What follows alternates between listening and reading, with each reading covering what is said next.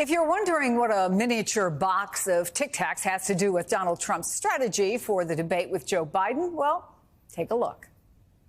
I shouldn't show it. Maybe I should save it for the debate. Inflation, this is what it does to you. This is Tic Tac now.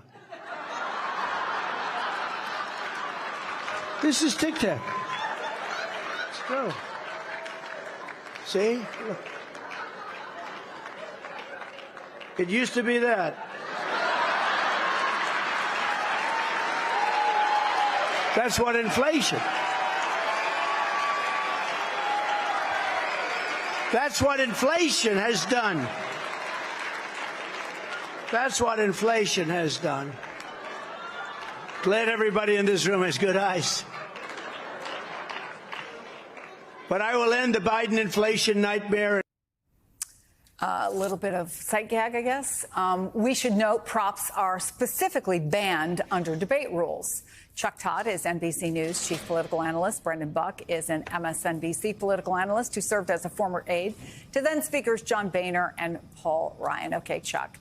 We know that, frankly, Donald Trump has been effective messaging against Joe Biden on the economy. The statistics that the Biden camp touts don't always match what people are feeling, right? So do you think Thursday and going forward is inflation Trump's strongest line of attack? Tell me what you make of the little Tic Tac sight gag. Well, I'll say this. That's actually taking a talking point away from Joe Biden, who has tried to make inflation tried to sort of point, hey, don't point the finger at me, point the finger at corporate America with shrinkflation, right? That's right. And I believe that Tic Tac there would be an example of that on that front. You know, the economy in general is sort of, if the economy is front of mind for these last slice of voters, that's going to be a problem for Joe Biden and an asset to Donald Trump. That's his. That's been the go-to. It's the go-to for a lot of challengers right now, even in down ballot races here on this front. So I expect a lion's share of conversation on that. But, one thing, and I just want to step back here on overall tone, we're all expecting this giant clash.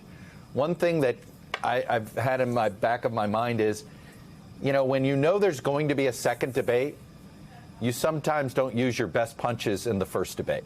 Oh, but come on, Chuck, these two guys, the feelings between them, which let's say are not kumbaya. I get it. I get all of that. And I know there's even some that wonder, will there be a second debate? But, both of these men enter this debate having to disprove stereotypes about themselves different ways, right? Trump's got to prove he's not unhinged. Biden's got to prove he's fully ambulatory. And in different ways, since they have their own sort of stereotypes they have to sort of push back against.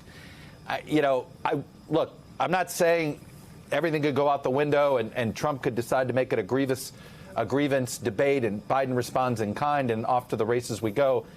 I don't know, though. I feel like there's these stakes are so high now that you could see two disciplined candidates on that stage Thursday night.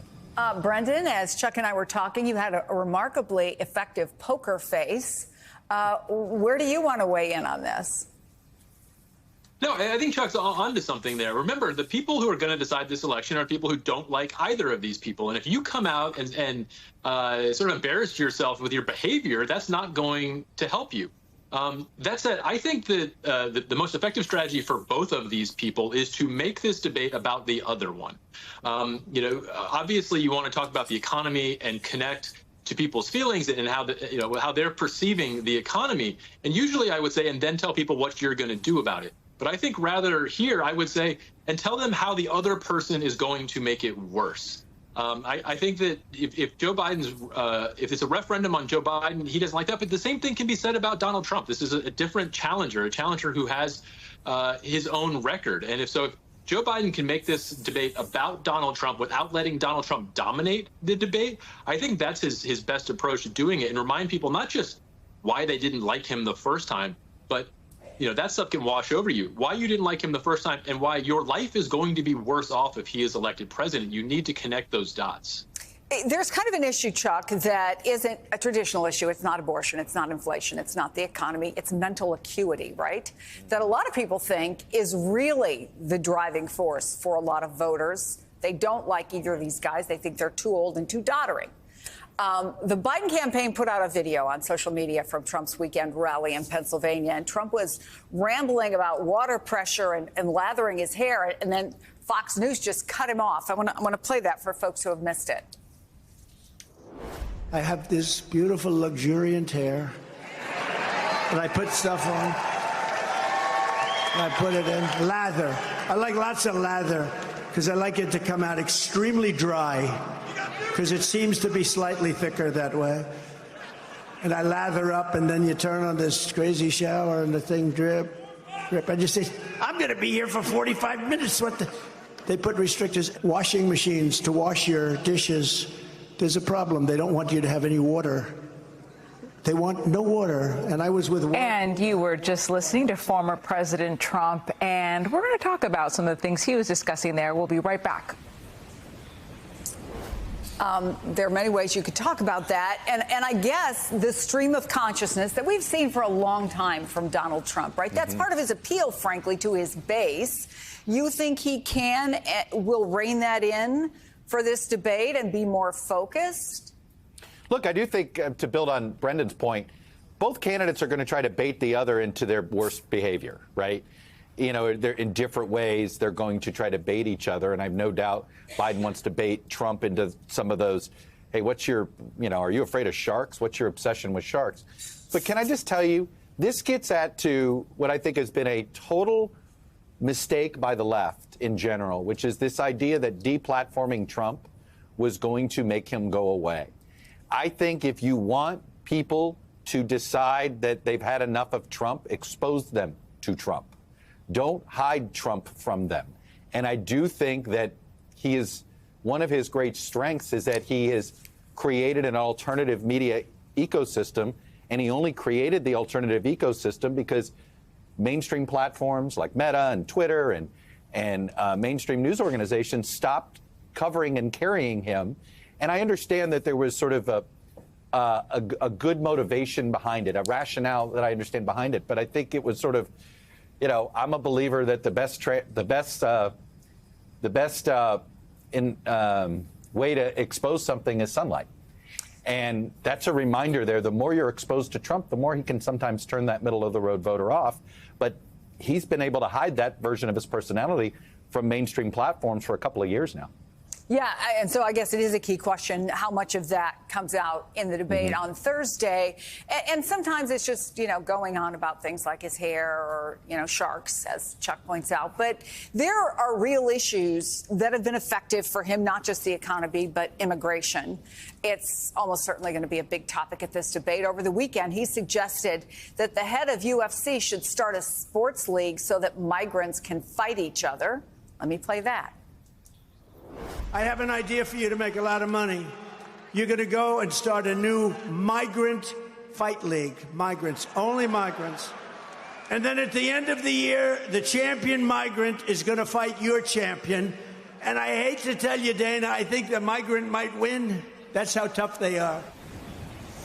So my question, Brendan, is do you think that middle-of-the-road voter, somebody who truly is undecided, or people of color, migrants themselves, people who came to this country to find a better life, does that have an impact, or is all of it just Trump being Trump?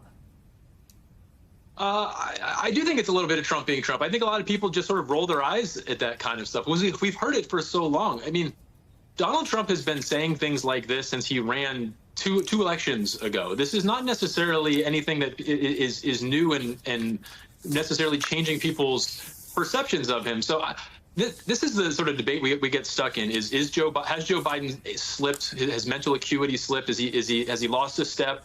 Versus look at the crazy things that Donald Trump has said. I just think that that's not a debate Democrats want to have. Donald Trump has always said these crazy things, and yet people voted for him in 2016, and he was almost reelected in 2020.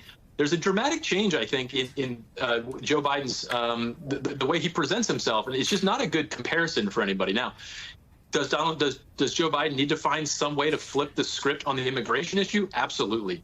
But I don't know that Joe Biden wants to find himself in a position of defending his policies for an hour and a half. That is a losing recipe here. He needs to find some way to turn this back on what Donald Trump would potentially do. And he started to do that last week with his immigration order. Try to talk about the deportation force that Donald Trump is going to be bringing. There's a lot of stuff that Donald Trump talks about in immigration that is very popular, securing the border. But finding some way to flip that on its head, I think, is going to be necessary. Hey there, MSNBC fans. I'm Luke Russert, and be sure to join me, Rachel Maddow, Jen Psaki, Lawrence O'Donnell, Steve Kornacki, Joy Reid, and many more September 7th in Brooklyn, MSNBC Live Democracy 2024. Click on the link for ticket information. We will see you there.